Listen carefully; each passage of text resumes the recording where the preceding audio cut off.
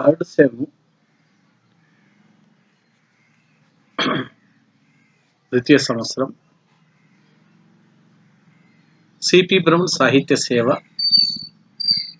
రచయిత జానుమద్ది హనుమత్ శాస్త్రి. రచయిత పరిచయం. ప్రాచీన ఆధునిక తెలుగు సాహిత్యంపై అనేక పరిశోధన వ్యాసాలు రచించిన ఉత్తమ పరిశోధకుడు జానుమద్ది హనుమత్ శాస్త్రి. ఈయన 1926 సెప్టెంబర్ 5న అనంతపురం జిల్లా రాయదుర్గంలో జన్మించాడు. శ్రీమతి జానకమ్మ, శ్రీ సుబ్రహ్మణ్య శర్మ ఈయన తల్లిదండ్రులు. బళ్ళారిలో విద్యాభ్యాసం తర్వాత 1946లో ప్రభుత్వ సెకండరీ పాఠశాలలో ఉపాధ్యాయుడిగా ఉద్యోగ జీవితాన్ని మొదలుపెట్టాడు. తదనంతరం కడపకు బదిలీ అయిన తర్వాత సిపి బ్రౌన్ నివసించిన స్థలంలోనే సిపి బ్రౌన్ మెమోరియల్ లైబ్రరీ ట్రస్టును స్థాపించి దానికి స్థాపక కార్యదర్శిగా పనిచేశాడు. సిపి బ్రౌన్ భాషా పరిశోధనా సంస్థను నెలకొల్పి 75,000 పుస్తకాలను, తాళపత్ర గ్రంథాలను సేకరించి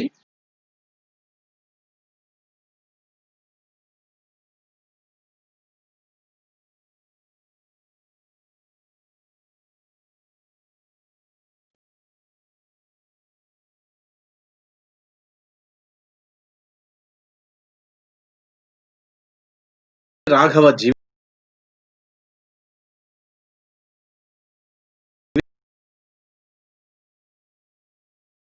దర్శనీయ స్థలాలు, మన దేవతలు, రసవద్గాథలు, బ్రౌన్ జీవిత చరిత్ర, మోక్షగుండం విశ్వేశ్వరయ్య జీవిత చరిత్ర మొదలైన 16 పుస్తకాలను రచించారు. సిపి బ్రౌన్ ఊహాచిత్ర రూపకల్పన చేశాడు. తెలుగు విశ్వవిద్యాలయం వారి గౌరవ డాక్టరేట్ అందుకున్నాడు. బ్రౌన్ పరిశోధన సంస్థకు తన శక్తిని, కాలాన్ని అంకితం చేసిన జానుమద్ది హనుమత్ శాస్త్రి 2014 ఫిబ్రవరి 27న కడపలో పరమపదించాడు. పాఠ్యభాగ ఉద్దేశ్యం. ఆంగ్లేయులు నెలకొల్పిన ఈస్ట్ ఇండియా కంపెనీలో ఉద్యోగిగా పనిచేసిన సిపి బ్రౌన్ పరిపాలన అవసరాల కోసం తెలుగు భాష నేర్చుకున్నాడు. ఆ క్రమంలో తెలుగు భాషా సౌందర్యానికి ముగ్ధుడై తన సంపాదనను, సమయాన్ని తెలుగు గ్రంథాల పరిష్కరణ, ముద్రణలకు ఖర్చు చేశాడు. అటువంటి మహానుభావుడైన బ్రౌన్ మన మాతృభాష గొప్పదనాన్ని గుర్తించి తెలుగు భాషకు చేసిన భాషా సాహిత్య సేవను తెలుసుకోవడం తెలుగు వారందరి బాధ్యత. ఈ ఉద్దేశం చేతనే ఈ పాఠ్యభాగాన్ని డిగ్రీ విద్యార్థులకు పాఠ్యాంశంగా నిర్ణయించడం జరిగింది. మరి పాఠ్యాంశంలోకి వెళ్తే, 19వ శతాబ్దంలో అనాదృతంగా అటకల మీద మగ్గుతూ అజ్ఞాతంగా ఉండిన వేలాది తాళపత్ర గ్రంథాలను సేకరించి, సంస్కరించి, సంరక్షించిన వాంగ్మయ ఉద్ధారకుడు చార్లెస్ ఫిలిప్ బ్రౌన్. వివిధ ప్రాంతాలను పరిశీలించి పండితులను, లేఖకులను, వ్రాతప్రతులను సేకరించే వారిని సొంత పైకంతో నియమించి విభిన్న పాఠాలలో గల వైరుధ్యాలను పరిష్కరింపజేసి, పద్య సంఖ్యలను, ఆశ్వాసాలను విభజింపజేసి ప్రామాణికమైన శుద్ధ ప్రతులను సిద్ధపరిచి తెలుగు పండితులకు గ్రంథ పరిష్కరణలో మార్గదర్శకుడైన సాహిత్య సమారాధకుడు Brown. In 1825 I found Telugu literature dead అన్న బ్రౌన్ మాటలు ఆనాటి తెలుగు సాహిత్య స్థితిని తెలుపుతున్నాయి. In 30 years I raised it to life అన్న బ్రౌన్ మాటల్లో అతిశయోక్తి ఆవంతైనా లేదని స్పష్టమవుతుంది. బ్రౌన్ ఆంగ్లేయుడు, కానీ పుట్టిన స్థలాన్ని బట్టి భారతీయుడు. ఆయన కలకత్తాలోని హుగ్లీ నదీ తీరంలో 1798 నవంబరు 10వ తేదీన జన్మించాడు. శ్రీమతి కేలే డేవిడ్ బ్రౌన్లు అతని తల్లిదండ్రులు. బ్రౌన్ ఆ దంపతుల రెండవ కుమారుడు. రెవరెండ్ డేవిడ్ బ్రౌన్ కలకత్తాలో మత ప్రచారకుడుగా ఉండేవాడు. 14 ఏళ్లు వచ్చేదాకా సిపి బ్రౌన్ కలకత్తాలోనే ఉంటూ తండ్రి వద్ద చదువుకున్నాడు. 14వ ఏట తండ్రి మరణాంతరం తల్లి, సోదరులతో ఇంగ్లాండ్ వెళ్ళాడు. 5 ఏళ్ల తర్వాత ఈస్ట్ ఇండియా కంపెనీ ఉద్యోగిగా శిక్షణ కోసం 1817లో మరల మద్రాసులో అడుగుపెట్టాడు. మధ్యలో 3 ఏళ్లు సెలవుపై లండన్ వెళ్ళడం మినహా తక్కిన 48 సంవత్సరాల పాటు ఇండియాలోనే గడిపాడు. జీవితాంతం అవివాహితుడిగా ఉండిన బ్రౌన్ తన 50వ ఏట పక్షపాత రోగంతో మన దేశాన్ని వదిలి లండన్ వెళ్ళాడు. లండన్లో గడిపిన శేష జీవితంలో కూడా తెలుగు సాహిత్య సేవ చేస్తూ 1884 డిసెంబర్ 12న కన్నుమూశాడు. 1817లో శిక్షణ కోసం మద్రాసులోని ఫోర్ట్ సెంట్ జార్జ్లో చేరే వరకు తెలుగు అనే భాష ఒకటి ఉన్నదని కూడా అతనికి తెలియదు. కాలేజీలో శిక్షణ పొందే వారందరూ విధిగా 2 భారతీయ భాషలు నేర్చుకోవాలన్న నియమం ఉండేది. బ్రౌన్ తెలుగు, మరాఠీ నేర్చుకుంటానన్నాడు. వెలగపూడి కోదండరామ పంతులు వద్ద తెలుగు అక్షరాలు నేర్చుకున్నాడు. 3 ఏళ్ల శిక్షణ పొందిన ఉద్యోగులను ఉద్దేశించి మాట్లాడుతూ అప్పటి Madras governor sir Thomas Munro, ఏ ప్రభుత్వానికైనా ప్రజల సద్భావం అవసరం, వారి మధ్య జీవిస్తూ వారి భాషలోనే పాలన సాగించాలి అని ఉపదేశించాడు. ఆ మాటలు బ్రౌన్పై చెరగని ముద్ర వేశాయి. బ్రౌన్ 1820 ఆగస్టులో కడప జిల్లా కలెక్టర్కు 2వ అసిస్టెంట్గా ఉద్యోగ జీవితం ప్రారంభించాడు. కలెక్టర్ హన్బరీ అనర్గళంగా తెలుగు మాట్లాడడం గమనించి 2 ఏళ్లలో అతనిని మించిపోయాడు. కోర్టులోని వాదులు, ప్రతివాదులు, నేరస్తులు, పరిచారకులు తనకు తొలి దశలో తెలుగు నేర్పారు అన్నాడాయన. తండ్రి సేవానిరతిని అలవర్చుకున్నాడు బ్రౌన్. కడపలో 1821లో 2 పాఠశాలలు స్థాపించాడు. ఉచితంగా తెలుగు, హిందూస్థానీ, పార్సీలలో చదువు చెప్పించాడు. విద్యార్థులకు ఉచిత భోజన వసతి కల్పించి సొంత పైకంతో ఉపాధ్యాయులు నియమించాడు. 1822 నుంచి 1826 వరకు మచిలీపట్నం, రాజమండ్రిలలో పనిచేసి 1826 మార్చిలో కడప జిల్లా కోర్టు రిజిస్ట్రార్గా చేరాడు. కడపలో 1000 వరహాలిచ్చి 15 ఎకరాల తోట, బంగళా కొన్నాడు. ఆ బంగళాయే తెలుగు సాహిత్య సముద్ధరణ మహాయాగశాలగా వెలిగింది. తెలుగు విద్య దేదీప్యమానంగా వెలుగొందుతూ తెలుగు శారద గజ్జెకట్టి నాట్యమాడింది. ఎక్కడున్నా తన ఇంటిని కాలేజీ అని పిలిచేవారని బ్రౌన్ తన స్వీయ చరిత్రలో వ్రాసుకున్నాడు. 1824లో బ్రౌన్ మచిలీపట్నంలో ఉన్నప్పుడు మొదటిసారి వేమన పేరు విన్నాడు. అబేదుబాయ్ వ్రాసిన హిందువుల ఆచారాలు, సంప్రదాయాలు అన్న పుస్తకంలో వేమన ప్రసక్తి వచ్చింది. 40కి పైగా తాటాకు పత్రులను సేకరించి 16 కాగితం ప్రతులుగా రాయించాడు. 1829లో 693 పద్యాలను ఎన్నుకొని ఆంగ్ల అనువాదంతో ప్రకటించాడు. వేమన పద్యాలను మొదటిసారి అచ్చు వేయించి వేమన కీర్తిని ఖండాంతరాలకు వ్యాపింపజేసిన ఘనత బ్రౌన్దే. 1839లో 1164 పద్యాలతో రెండవ ముద్రణ వెలువరించాడు. బ్రౌన్ చేసిన సాహిత్య సేవలో గ్రంథ సేకరణ చాలా ముఖ్యమైనటువంటి. బ్రౌన్ పండితులను, వ్రాయసగాండ్రను గ్రంథ సేకరణకు ప్రేరేపించాడు. వారు గ్రామాలలో తిరుగుతూ సేకరించిన గ్రంథాలను పండితుల పరిష్కరణకు అప్పగించాడు. ఒక్కొక్క కావ్యానికి ఒకటికి మించిన ప్రతులను కొన్నింటికి 10-12 వరకు సేకరించాడు. ఆ కాలంలో గ్రంథ సేకరణ అతి వ్యయప్రయాసాలతో కూడిన వ్యాసంగం. ప్రజల్లో మూఢ విశ్వాసాలు గట్టిగా ఉండినందున వారు తమ వద్ద ఉన్న తాళపత్ర గ్రంథాలను సులభంగా ఇచ్చేవారు కాదు. 1830లో మచిలీపట్నంలోని కోటి వెంకన్న భార్య వద్ద ఉన్న వారి పుస్తక భాండాగారాన్ని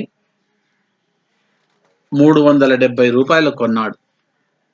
వాటిలో సంస్కృత గ్రంథాలే ఎక్కువ.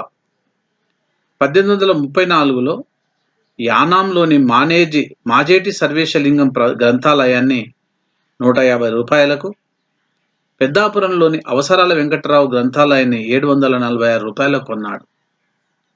తాళపత్ర ప్రతులున్నవని తెలిసిన ఏ వ్యక్తితోనైనా స్నేహం పెంచుకునేవాడు.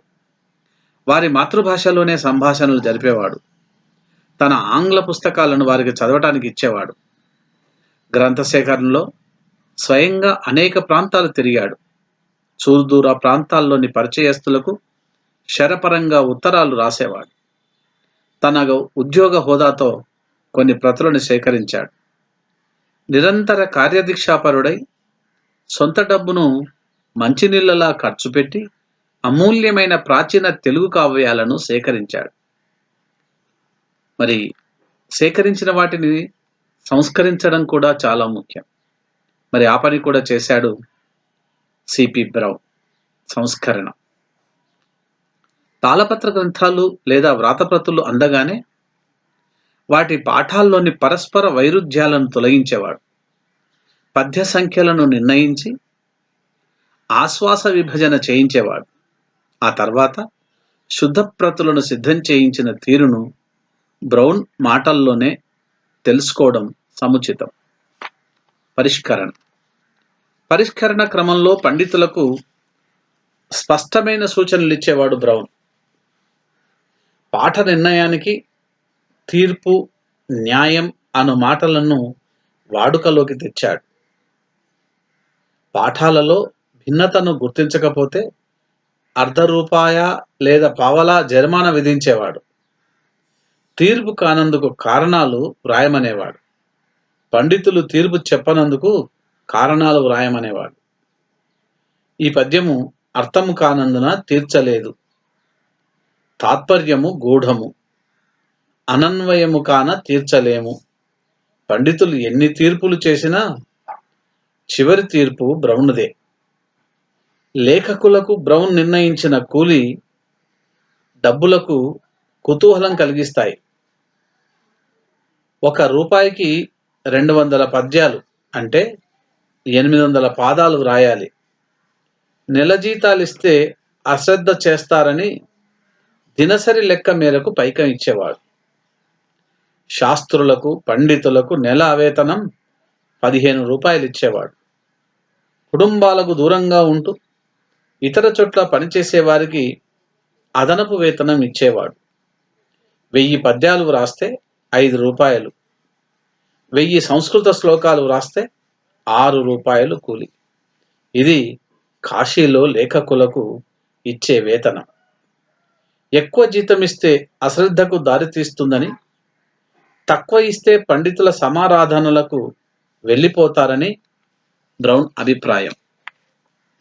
విభిన్న తాళపత్రాలను పరిష్కరించి శుద్ధ ప్రామాణిక ప్రతులను సిద్ధపరచడానికి ఆద్యుడు బ్రౌన్. అందువల్లనే ఆయనను ఆంధ్ర భాషావ పునర్మీలన మధుమాస వసంతుడు అని పండితులు ప్రస్తుతించారు. వసుచరిత్ర, మనుచరిత్రల విభిన్న ప్రతులను సేకరించి స్వీయ పర్యవేక్షణలో పరిష్కరణ చేయించాడు. ములుబాక బుచ్చయ్య శాస్త్రికి తన కడప బంగళాలో కొలువు ఏర్పాటు చేసి 1929-30లో వసుచరిత్రకు వ్యాఖ్య వ్రాయించాడు. తనకు ఆ పనిని అప్పగించినందుకు ఆనందిస్తూ అలానాడు రాజరాజ నరేంద్రుడు నన్నయ్యను పిలిచి తెలుగు భారతం వ్రాయమని కోరినట్లుగా సకల లక్షణ శాస్త్ర చక్రవర్తి శబ్దశాసన సూత్ర సహిత వృత్తి లక్ష్య లక్షణ గురు లఘువర్ణ గణవర్తికా వృత్తి విద్వన్మాతానువర్తి అయిన బ్రౌన్ తనను వసుచరిత్ర విషయం చూడమన్నాడని పేర్కొన్నాడు. వ్యాఖ్యకు పీఠికగా వ్రాసిన పద్యాలలో సుప్రసిద్ధమైనది ఈ క్రింది పద్యం. నూరార్లు లెక్కసేయక పేరొందిన విబుధ వరుల పిలుపించుక వేమార్లర్థమిచ్చు వితరిణి చార్లెస్ ఫిలిప్ బ్రౌను సాహెబు కరుణన్. జూలూరి అప్పయ్య పండితునిచే మనచరిత్రకు వాక్య వ్రాయించి 1851లో అచ్చు వేయించాడు. బ్రౌన్ 36 పురాణ ఇతిహాసాలను సేకరించాడు. కాశీఖండము, పద్మపురాణము, భారతము, భాగవతము, భాస్కర రామాయణము, విష్ణు పురాణము, శ్రీకాళహస్తి మహాత్మ్యములకు పాఠ్య నిర్ణయం చేయించి శుద్ధప్రతులు వ్రాయించాడు. తెలుగు మహాభారత శుద్ధప్రతి తయారీకి రూపాయలు 2714 ఖర్చు చేశాడు. అప్పట్లో బ్రౌన్ నెల జీతం 500 రూపాయలు. మహాభారతం శుద్ధప్రతి తయారీ కోసం 5 నెలల కష్టార్జితం వెచ్చించాడంటే అతని సాహిత్య పునరుద్ధరణ కృషి ఎంత విలువైనదో మనం గ్రహించాలి. సిద్ధమైన గ్రంథాలను అచ్చు వేసుకుంటాము అంటే వారికి ఇచ్చేవాడు. మద్రాసు విశ్వవిద్యాలయంలో ద్వితీయ పండితుడిగా పనిచేస్తూ ఉండిన పురాణం హయగ్రీవ శాస్త్రి గారి విన్నపం మేరకు బ్రౌన్ తాను పరిష్కరింపజేసిన ఆంధ్ర మహాభాగవతాన్ని ఇచ్చాడు. హయగ్రీవ శాస్త్రి గారు తన వివేకాదర్శ ముద్రణాలయంలో 1848లో దానిని ముద్రణ కావించాడు. ఈ భాగవత పీఠికలో కడప దగ్గర ఉన్న ఒంటిమిట్టయే ఏకశిలా నగరమని వ్రాసినట్లు బ్రౌన్ తన నిఘంటువుకు వ్రాసిన ఒక పాదసూచికలో వివరించాడు. CP Brown, doctor Kothapalli Veerabhadrarao మలిముద్రణ పుట 163, 164లో ఈ విషయం కలదు. ఈ పురాణేతిహాసాల పరిష్కరణలో బ్రౌన్ ఆంధ్ర కవులకు గ్రీక్, లాటిన్, ఇంగ్లీష్ కవులతో పోల్చేవాడు. ఆ రీతిగా తులనాత్మక అధ్యయనానికి ఒరవడి పెట్టినవాడు బ్రౌన్. దుర్జటి కవి శ్రీకాళహస్తి మహాత్మ్యానికి బ్రౌన్ ఇంగ్లీష్లో కథా సంగ్రహం రాశాడు. సాహిత్యం సామాన్య ప్రజలకు అందుబాటులో ఉండాలని సులభ శైలిలో పురాణాలను ముందుగా పరిష్కరింపజేశాడు. ముద్రణ కావించాడు. పంచవింశతి, హంసవింశతులకు పదసూచికలు వ్రాయించాడు.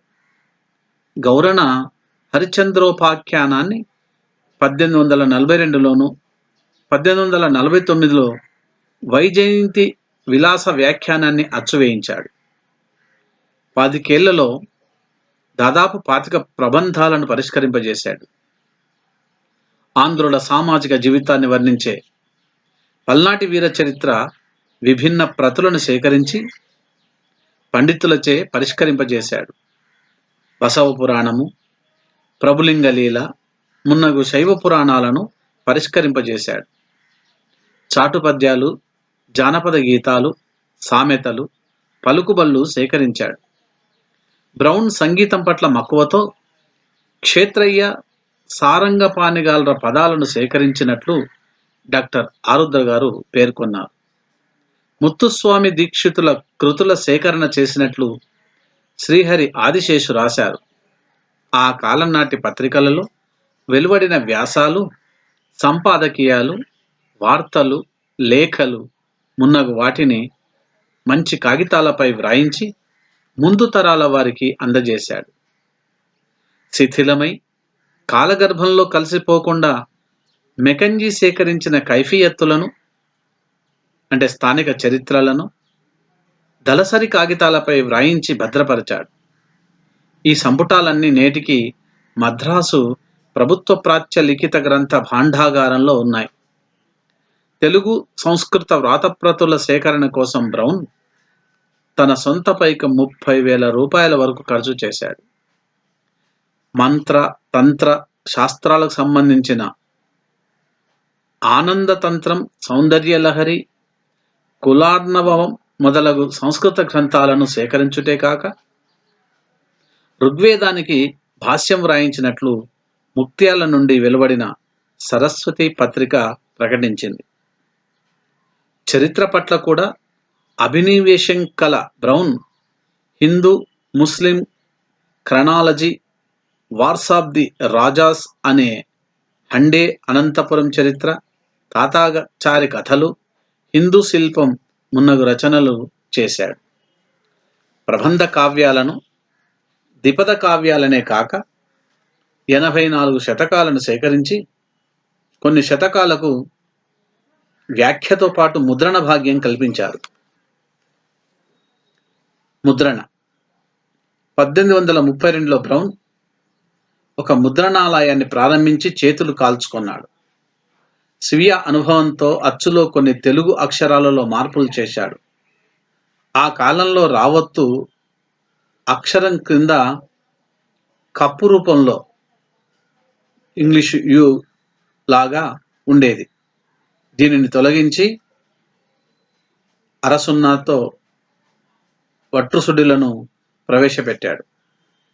ఈ స్వరూపం తెలుగు శాసనాల్లో కనిపిస్తుంది. దీనిని బ్రౌన్ రకారం అన్నారు. 1860-70 నాటికి పేజీ నంబర్లు, పదవిభాగాలు, విరామ చిహ్నాలు, ప్రకరణ విభజనలు మొదలైనాయి. ఈ విధంగా బ్రౌన్ ముద్రణ కళా వికాసానికి గొప్ప కృషి చేశాడు. మరి వీరి కృషి నిఘంటువులలో కూడా అద్భుతంగా కనిపిస్తున్నది. నిఘంటువులు బ్రౌన్కు అజరామరమైన కీర్తిని సంపాదించి పెట్టినది నిఘంటువులు. బ్రౌన్కు ముందు కాంబెల్, మోరిస్, మామిడి వెంకయ్య మొదలగు వారు తెలుగు నిఘంటువులను సమకూర్చారు. ఎన్ని నిఘంటువులు వచ్చినా నాటి నుండి నేటి వరకు పండితులకే కాక సామాన్యులకు కూడా అత్యంత ఉపయుక్తంగా ఉండే నిఘంటు నిర్మాణంలో అగ్రస్థానం బ్రౌన్కే దక్కింది. ప్రాచీన గ్రంథాలు, శతక కావ్యాలు మున్నగు వాటిలో లభించే పదాలతో పాటు సమకాలీన పత్రికలు, ఆఫీసు రికార్డులు, జనసామాన్యం వాడుకలో గల పదాలు ఈ నిఘంటువులో చేర్చబడినాయి.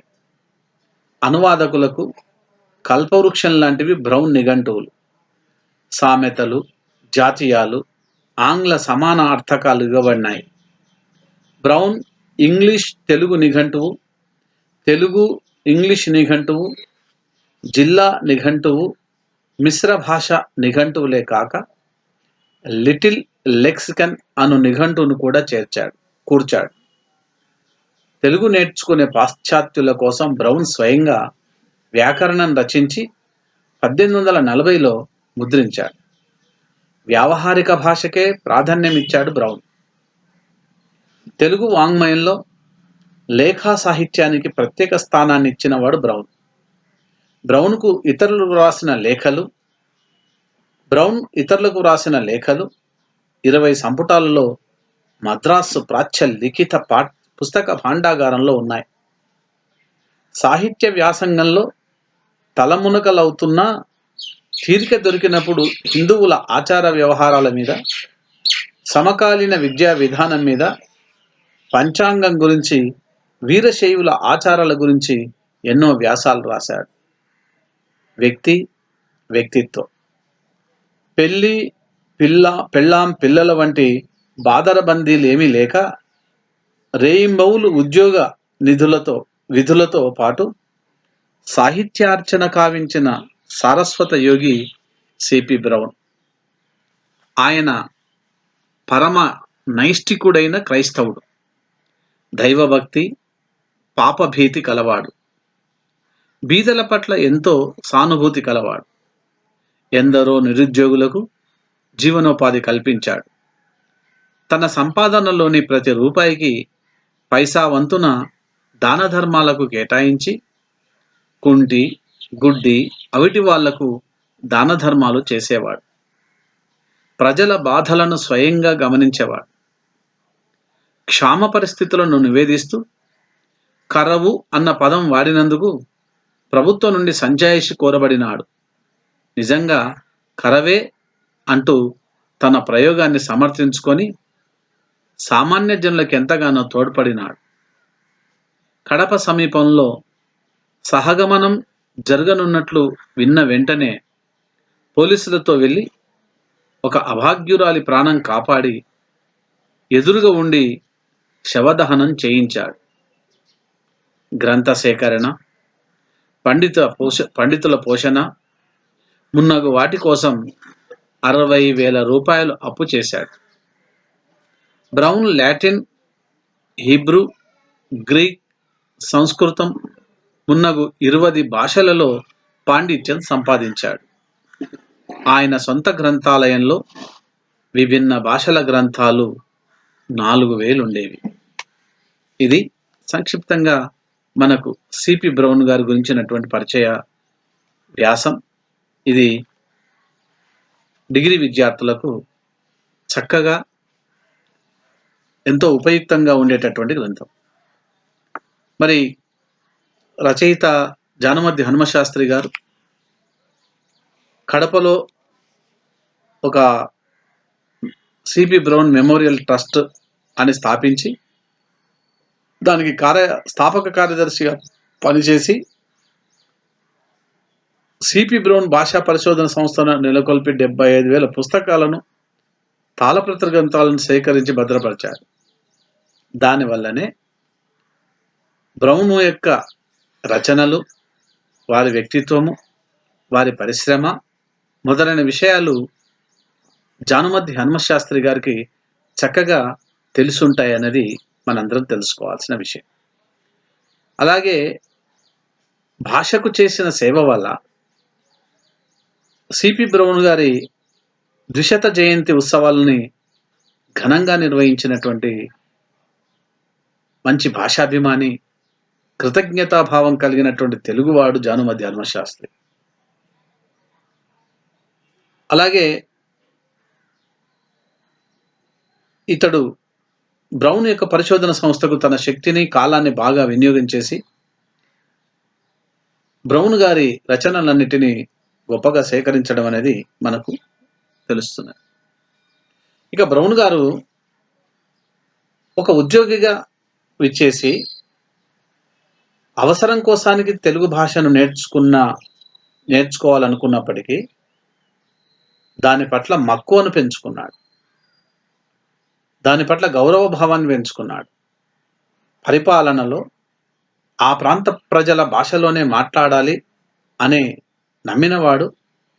అలాగే వ్యవహారిక భాషకు చాలా గొప్ప ప్రాధాన్యం ఇచ్చినవాడు సిపి బ్రౌన్. కాబట్టి ఇతడు తెలుగు భాషకు చేసిన సేవ గురించి ప్రతి తెలుగు వాళ్ళు తెలుసుకోవాల్సినటువంటి అవసరం చాలా ఉంది. మరి సిపి బ్రౌన్ కాలం నాటికి ఎన్నో తాళపత్ర గ్రంథాలకు అజ్ఞాత కాలం. ఎవరు బయటికి తీసేవాళ్ళు కాదు, ఎవరికి ఇచ్చేవాళ్ళు కాదు. దానికి కారణం మూఢాచారాలు. గ్రంథాలు, ఈ తాళపత్ర గ్రంథాలు ఇస్తే ఏమో అవుతుంది అనేటటువంటి భావన వాళ్ళలో కనిపిస్తుంది మనకు. మరి ఈయన సిపి బ్రౌన్ గారు సొంత పైకంతో వివిధ పాఠాలను పరిశీలించి పండితులను, లేఖకులను, వ్రాతప్రతులను సేకరించే వారిని సొంత డబ్బుతో పిలిపించి అనేక పాఠాలలో, అంటే ఒక్కొక్కరు ఒక రకంగా రాసినప్పుడు వాటి మధ్యలో ఉండే వైరుధ్యాలన్నీ కూడా పరిష్కరింపజేశాడు. అలాగే పద్య సంఖ్య ఎంత ఉండాలి, ఎన్నున్నాయి. ఆశ్వాసాలను విభజన చేయడం వల్ల మనకెంత సులభంగా చదువుకోవడానికి అనుకూలంగా వాటిని తయారు చేశాడు. ఆ విధంగా ఒక ప్రామాణికమైన శుద్ధ ప్రతులను సిద్ధపరిచి తెలుగు పండితులకు గ్రంథ పరిష్కారంలో మార్గదర్శకుడయ్యాడు సాహిత్య సమారాధకుడు బ్రౌన్. మరి 1825 నాటికి తెలుగు భాష డెడ్గా ఉన్నది అని అంటాడు మన సిపి బ్రౌన్ గారు. In 1825 I found Telugu literature dead. మరి ఆ తర్వాత in 30 years I raised it to life. మరి ఆ తర్వాత 30 ఏండ్ల తర్వాత 30 ఏండ్లు తెలుగు భాషకు జీవితాన్ని ఇచ్చాడు సిపి బ్రౌన్ గారు. కాబట్టి నిజంగా బ్రౌన్ ఆంగ్లేయుడే, కానీ పుట్టిన స్థలాన్ని మనం లెక్కలోకి తీసుకుంటే అతడు భారతీయుడిగానే చెప్పుకోవచ్చు. కలకత్తాలోని హుగ్లీ నది తీరంలో ఇతడు జన్మించాడు. మరి ఇతడు ఏ ప్రభుత్వమైనా ప్రజల సద్భావన అవసరం, వారి మధ్యన జీవిస్తూ వారి భాషలోనే పాలన సాగించాలని ఆనాటి governor, Madras governor sir Thomas Munro చేసిన ఒక మాట, ఆ మాట సిపి బ్రౌన్ మనస్సు పైన చక్కటి ముద్ర వేసింది. కాబట్టే ఇతడు 1820 ఆగస్టులో కడప జిల్లా కలెక్టర్కు 2వ అసిస్టెంట్గా ఉద్యోగం ప్రారంభించాడు. ఆ కలెక్టర్ హన్బరి అనర్గళంగా తెలుగులో మాట్లాడడం గమనించి 2 ఏళ్లలో అతన్ని మించిపోయాడు. ఇది విద్యార్థులుగా లేక ఉపాధ్యాయులుగా మనందరం గుర్తించాల్సిన విషయం. ఒకరికి ఒక విషయం బాగా తెలుసు అంటే వారి పట్ల అసూయపడడము, ఈర్ష్యపడడము, ద్వేషం కలిగి ఉండడమో కాదు, వారిని మించిన వాళ్ళుగా మనం కావాలి. వాళ్ళకంటే గొప్పవాళ్ళు మనం కావాలి అనుకోవాలి. ఇది గొప్ప వ్యక్తిత్వ వికాసం.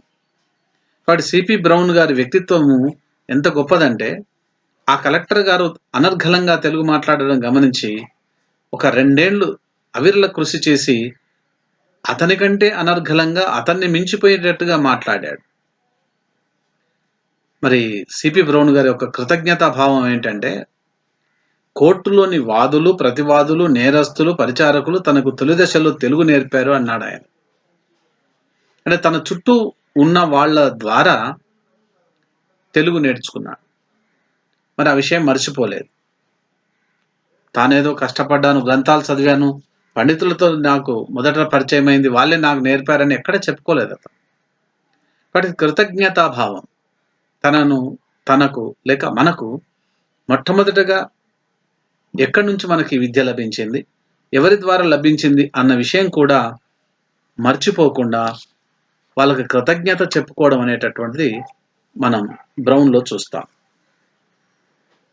మరి కాస్త పూర్వీకుల వాసన ఉండాలి. ఇతని సేవా నిరతికి ఇతని తండ్రి యొక్క సేవా నిరతే కారణము అంటాడు జానమతి హన్మశాస్త్రి. కడపలో 2 పాఠశాలలు కూడా స్థాపించాడు 1821లో. అలాగే ఉచితంగా తెలుగు, హిందుస్థానీ, పార్సీలలో చదువు చెప్పించాడు. విద్యార్థులకు ఉచిత భోజన వసతి కల్పించి సొంత పైకంతో ఉపాధ్యాయులను నియమించాడు. కాబట్టి సేవ చేయాలి అన్న భావన ఉంటే, మనసుంటే మార్గం ఉంటుంది అని. కాబట్టి తెలుగు భాషకు కానీ, అక్కడ పాఠశాలలు లేకపోతే పాఠశాలలు స్థాపించడం కానీ, ఉపాధ్యాయులను సొంత పైకంతో నియమించడం కానీ, అక్కడున్న విద్యార్థులకు అనేక రకాల భాషలు నేర్పించడం కానీ సిపి బ్రౌన్ యొక్క సేవను మనకు తెలియజేస్తుంది. ఆ తర్వాత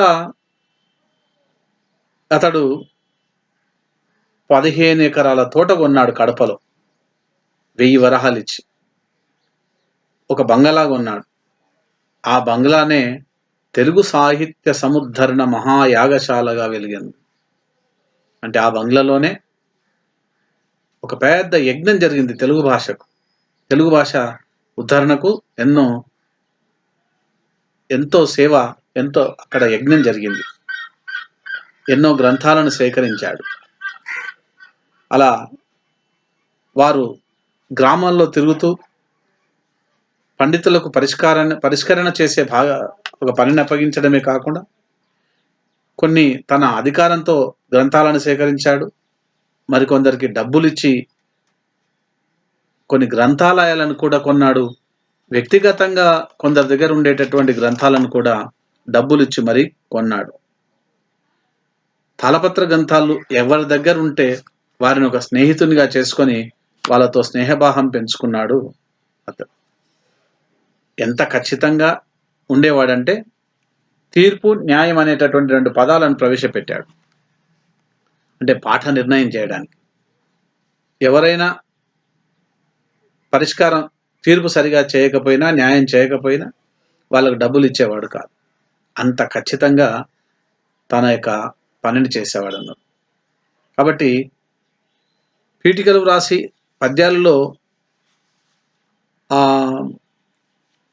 నూరార్లు లెక్క చేయక పేరొందిన వివిధ వరుల పిలిపించుక, పేరు పొందినటువంటి పండితులు ఎక్కడున్నా సరే వారులకు 100 రూపాయల ఎంతనా అనేది లెక్క చేయకుండా పేరొందినటువంటి విభుతులందరినీ కూడా పిలిపించుక, వేమార్ల అర్థమిచ్చు వితరణి వేల కొలదిగా డబ్బులిచ్చి ఉన్నటువంటి గొప్ప దాత చార్లెస్ ఫిలిప్స్ బ్రౌన్ అని జూలూరు అప్పయ్య పండితుని చేత ఈ క్రింది పద్యం మనకు ఆ పీఠికలో కనిపిస్తున్నది.